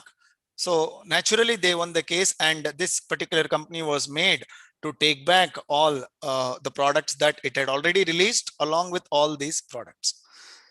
So this is about industrial designs and trademarks. I'll not go deep into it. It's already time, I believe. And my dear fellow participants, now there are two things that I would have to cover. And one was copyrights. And it's such a fortunate thing that one Mr. Vivek Sagar has agreed to be speaking on copyright. Now, I have listened to his lecture, and I'm not in any way promoting. That gentleman needs no promotion at all. Wonderful, absolutely wonderful and mind-blowing session is lined up to you on copyright. So I'll not be speaking anything on that, and his session will be amazing. So kindly attend his session. Maybe I think it's tomorrow. So tomorrow it will be on copyright. So I will not in any way deal with copyright. But what I want is to make a passing reference on something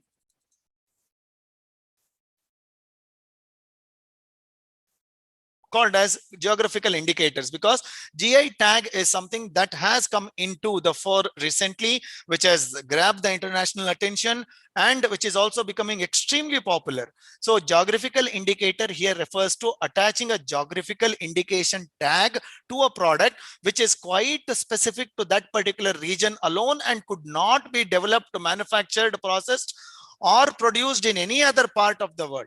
So that is called as a unique product for that particular geographical condition. Whenever you come across such a unique product, then a geographical indication tag will be provided to you where you or that particular group of people who are in that particular place can use that products. So there are so many: Darjeeling tea, Aranmala metal mirrors, Sikki grass crafts, Madhubani painting, Puchambali silks, Payanuru Pavitra ring, Bidri ware crafts. Now these are manufactured in Bidar. Now, these are ordinary metal vessels with a unique ornate drawings. Therefore, nobody else can use it. Only Nawabs, it seems, used to use it. And there are a set of craftsmen who are specialized in it. So they have obtained the GI for it, geographical indication. So fortunately, Chennapatna has got GI for its toys. Chennapatna toys are actually world famous. Mysore rosewood inlay, fortunate for us that we have a GI for this unique type of design. Screw pine crafts. Fenny, Bangalore brew grapes. There is always a sort of a war that happens between Bangalore and Dodballapur regarding this, but it is even now called as Bangalore blue grapes. Tirupati ladus, who do not know about it. So it has got a GI which is registered. So nobody can use that particular term called as Tirupati ladus, and they cannot brand it and they can sell.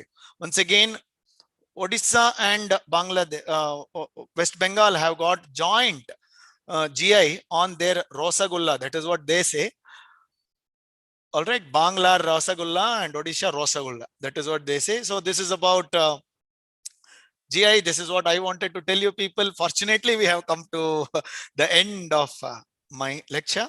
In case if there are no questions, I would only be glad to stop at this particular stage. And I would definitely like to thank the organizers, Dr. Naveen Kumar sir, principal of Jain College, Divya ma'am. I particularly like to thank you, ma'am, because of the pain that you have taken for almost 15 days, dear participants. And but not only Divya ma'am for that matter, that entire group have taken a lot of pain in organizing this FDP. So We are my best, thankful to you, sir, for having my, accepted our invitation. my best wishes will always be with you people. You are doing wonderful job. And in case if you all can allow me, thank you one and all for giving me Thank a you very much. fantastic program. First of all, I would like to thank you people. Secondly, I would like to thank all my friends here who have been with me throughout the session, who have made me very happy by their questions, by their contributions. Thank you very much. This will be one of the most memorable talks that I've ever given on IPR. As I've given a standard warning and disclaimer, I am not an expert. Any wrongs, any omissions, any submissions are always mine. If you have come across any such, kindly give feedback to it. I will definitely rectify it in my future presentations. With that note, thank you all and have a wonderful remaining evening with you people. Sir, thank you very much, sir. It was a wonderful session knowing about what exactly is our patents and trademarks and how it is. It was very wonderful session. Thank you so much.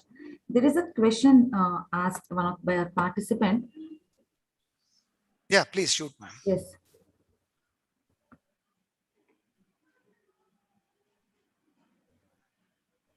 Thank you, dear friends. Yeah, ask the question, ma'am. Yes, sir. Just a minute. Because they have put up in the chat box.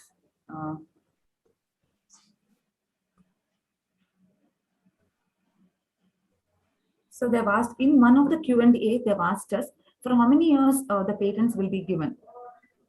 No, patents are always granted only for a period of 20 years. That's all. After that, I told you this, it becomes publici juris. So in order to avoid this, in order to have a continued protection, people will do a sort of a thing called as evergreening. Okay. So there's one more question asked. Please. It's just an observation, like India's, just an observation, sir, informal economy contributes India's GDP. Maybe one reasons among many for not having strong patent law in our country. Any comments on it?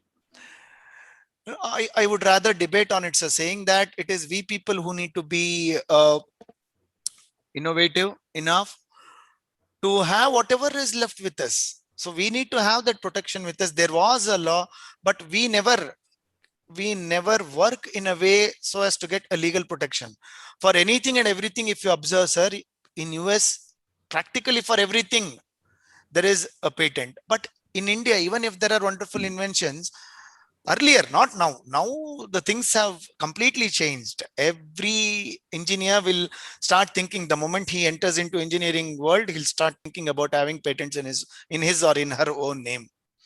So now things have completely changed. People have recognized the importance, and in this way, even educational institutions, now that is one of the fundamental objectives of this FDP, and that is to enable educational institutions to come up with their own IPR labs and incorporate this as a part of their curriculum and educate students about the importance of having IPR. So they are coming out in a very big way. As I told you, every university has got its own IPR cell. They're working on it. They're doing in a wonderful way. Thank you, sir. There's one more question from one more participant, Neeraj Singh. Does the government have power to share patents like COVID vaccine with other vaccine manufacturers?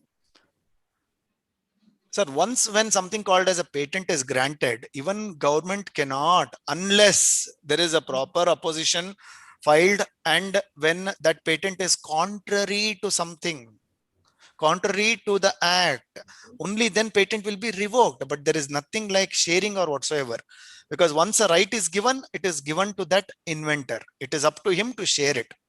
Government has nothing to do with this. IPR should be a part of undergraduate curriculum for all the programs.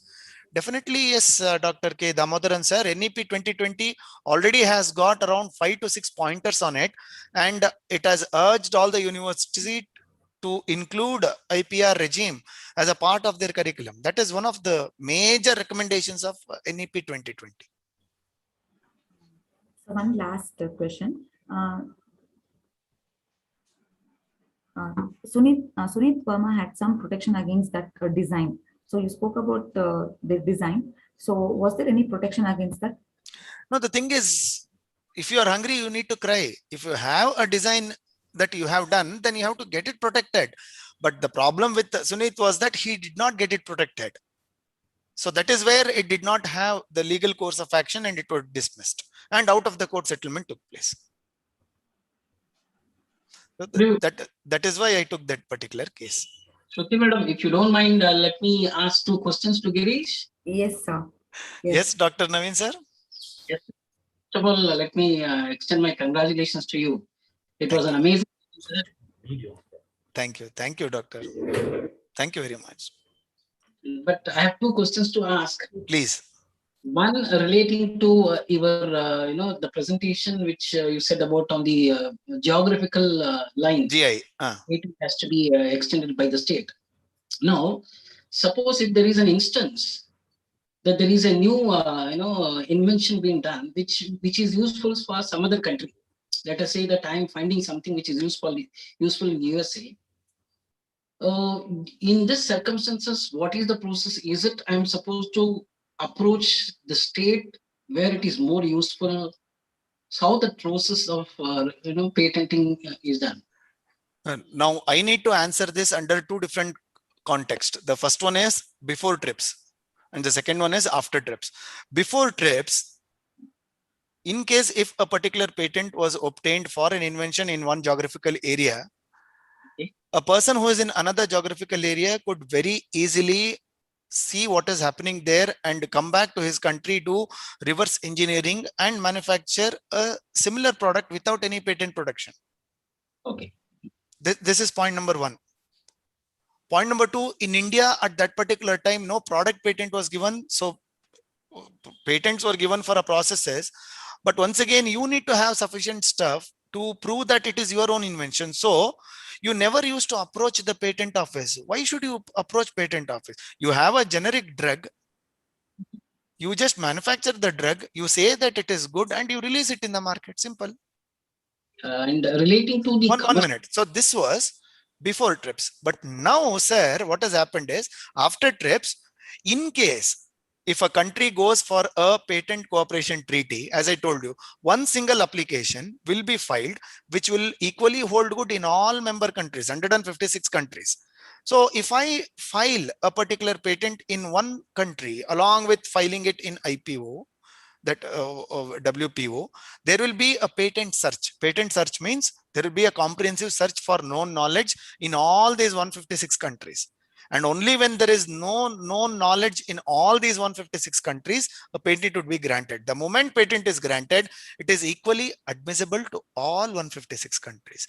Now, if I have to take up Novartis example, it is through this particular treaty Novartis came to India, successfully filed opposition to several companies, made these companies to stop. It's not only one product, there are several. It is, as you all know, a pharmaceutical giant in diabetic medication, in renal medication, not only in cancer. It has successfully defended it. So it has got product patented. Okay. And the next question is regarding this commercialization of any patent. Patenting agency will decide on pricing, or is it the person who has found it? So suppose, let us say, even if you go with vaccination, so the pricing, since it reaches the huge mass, so is it the patenting agency will tell that the pricing charge has to be more economical? Is it any kind of instruction given by the patenting agency? No, sir. No, sir. The law is on a dark area in this. We call it as a gray area because it is purely the arrangement that takes place between the inventor and the using authority or using company for that matter. If they are not called as an agent, they are called as beneficiaries or users of the patent. Now it is between them to decide what is it at which the inventor wants to. If he says that no, I want the entire world peace, then he can open up his patent and say he should get a patent, and then he can voluntarily say that I want to break my patent. It will become publici juris, open to everybody. So even that can be done. But other than that, there cannot be any pricing policies from the government to fix or to regulate the pricing, except under pharmaceuticals. So thank you so much, sir. It was an amazing session. Let me extend my gratitude on behalf of Jain Groups of Institution for accepting our invitation to be the resource person for the first day. And it was, I think, almost all the participants, they were so active. I would, even myself, I was there in the entire. It was wonderful, and I'm sure even in our future endeavors, we'll be always there with us. Thank you so much. Thank you to you and to all of Jain Group of Institutions and to all my fellow participants. Thank you so much, sir. And kindly note participants, the feedback link will be posted only in the chat box. Over to you, Akila ma'am.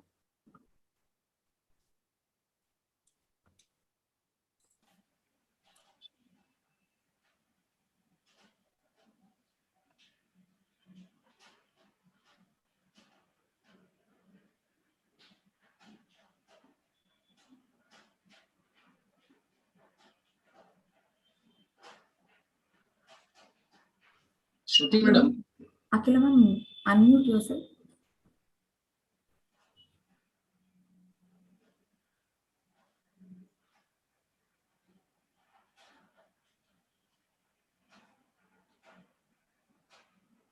Shruti? Sir? Yeah.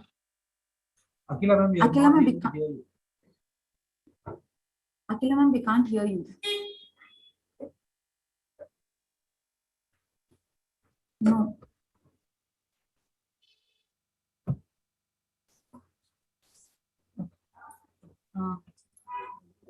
And now I request Usha PS ma'am to deliver a vote of thanks.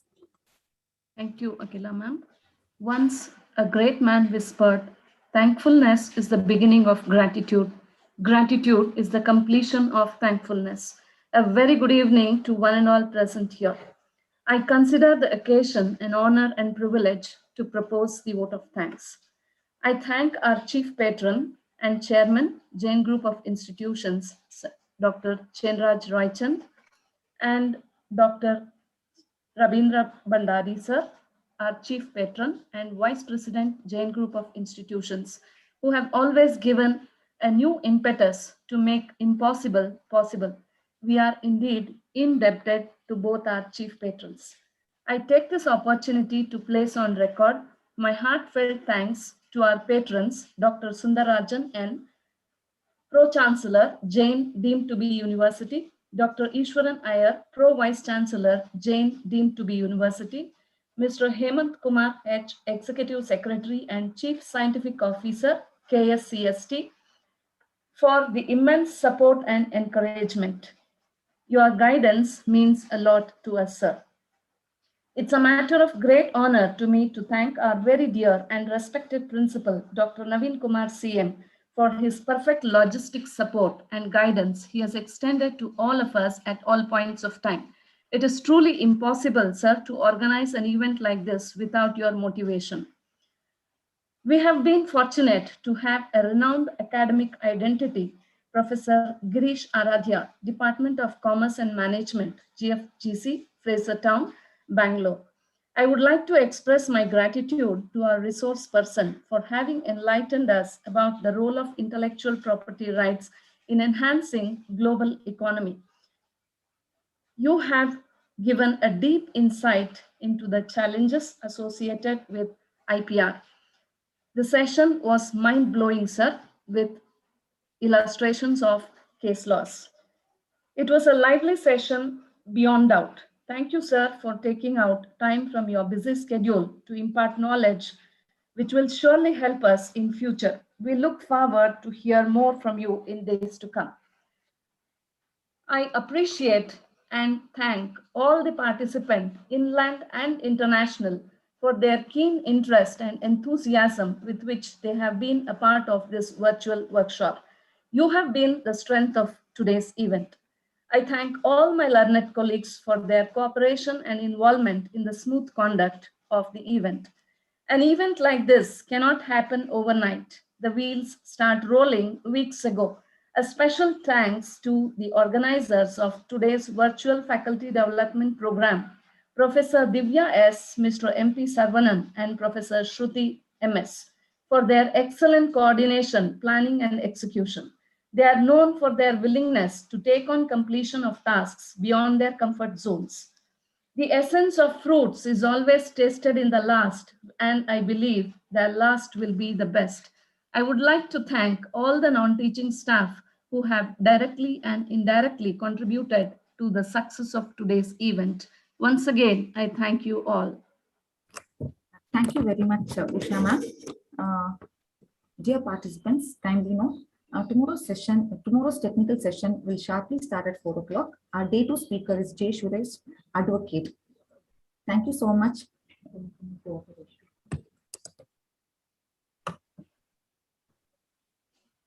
Thank you so much for everyone for your cooperation and a very good.